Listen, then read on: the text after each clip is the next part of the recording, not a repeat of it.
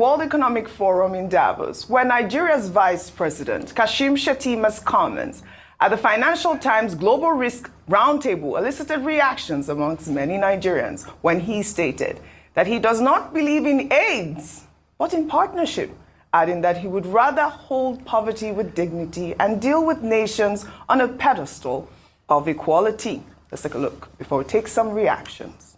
I don't believe in AIDS. I believe in partnership.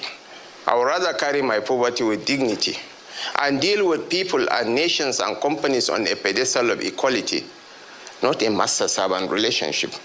I don't come with a begging bowl.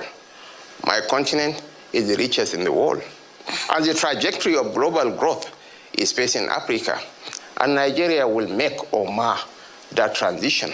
So I move in with confidence, with cautious optimism, with hope for a better tomorrow. But most importantly, I believe that the youth of Africa are the drivers of change in Africa. Yeah.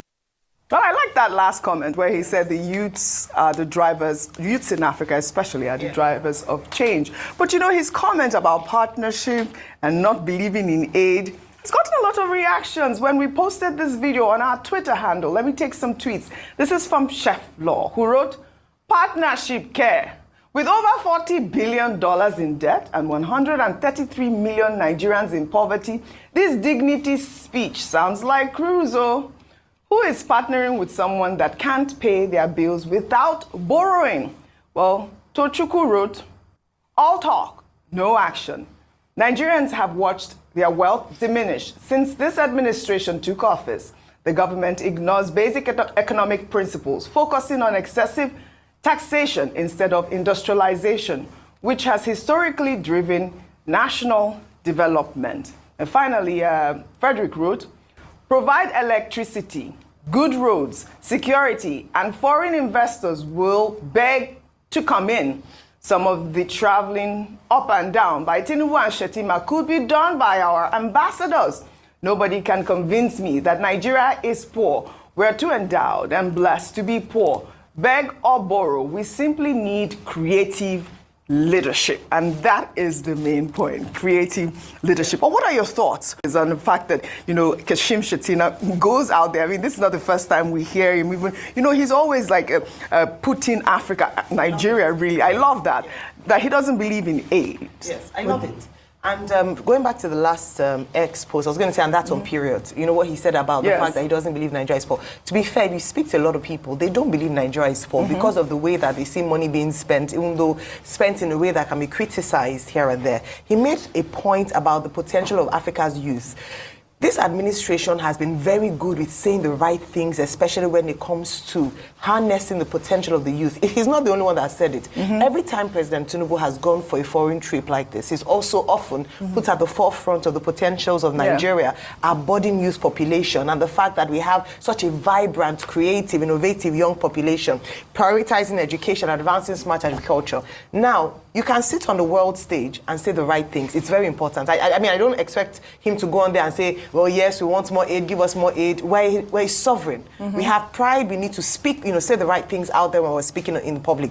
But the most important thing is to put action where it needs to be put, and not just say these nice things, but not actually put in effort to, you know, to really emphasize the words that you said. So when we talk about developing the youth in Nigeria, absolutely. The youth in Nigeria have a lot of untapped potential. If you look at the Ministry of Youth, every year a huge chunk of amount of money is budgeted for that ministry. But in all fairness and in truth, we don't see a lot of outcomes. It's only low-level projects, maybe giving out cash and doing one project that is not really affecting. Deal with the issues that the youth have. Deal with unemployment so that the people have gainful employment, and we don't, you know, an idle hand doesn't lead to the devil's workshop. Deal with the issues around good education, affordable education. Thank God for the NEL Fund, which is one of the legacies of this administration. Deal with, you know, you talked about education. Deal with quality education in Africa and let the young people actually have a potential to compete with their peers around the world. Agriculture, he mentioned, absolutely. We've often talked about it. We've had conversations here with farmers, stakeholders about how they can invest in that sector to make it better. Can Nigeria take its position as a giant of Africa? Absolutely. We're endowed with a lot of natural resources, but we need strong leadership and a leadership that is focused and strategic to actually bring out the potential in us. Yeah, can Nigeria take some kind of theoretical background to this? Now, in development economics, at a certain point, it was thought that, look, when you give aid to poor countries, you will help to eradicate poverty in those countries. But over the years, I'm trying to be very fast to summarize, we've seen, scholars have written books indicating that, in fact, when a country is aid dependent, it doesn't help. So you have a book saying why foreign aid is not working.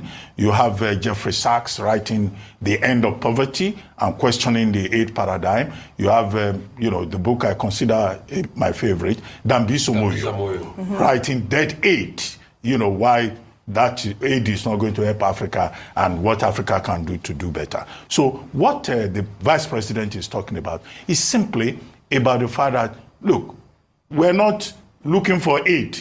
We're looking for partnership. We're looking for collaboration. Now, how African leaders have translated that into government policy is where the challenge is. Now, many of these countries, including Nigeria, during some administrations that we have seen, they will say, for example, come and invest in Africa. Africa should not be a location for the provision of primary resource materials. Don't come and take our oil, don't come and take our coal, don't come and take our this. Come and set up factories here so that you create jobs for the people, similar to what Trump is doing, but Trump is talking about protectionism. So that is what it is. That Africa is the last frontier. Yes. You can come and invest here. We have the skill set. There are a lot of educated people who can do things. And that's where, Vice President Shettima is coming from. But I would like to see the government, of which is a part, provide such opportunities for Nigeria to be the last frontier, for Honda to come and set up factory here, for Mercedes-Benz to come and set up factory here. You're absolutely right, Dr. Abati. I mean, I think that is the main point, really how to make Nigeria become the giant, take its position actually as the giant of Africa. You're talking about, people coming to invest in Nigeria, and it sounds like the rhetoric, like you said, what Donald Trump said at the World Economic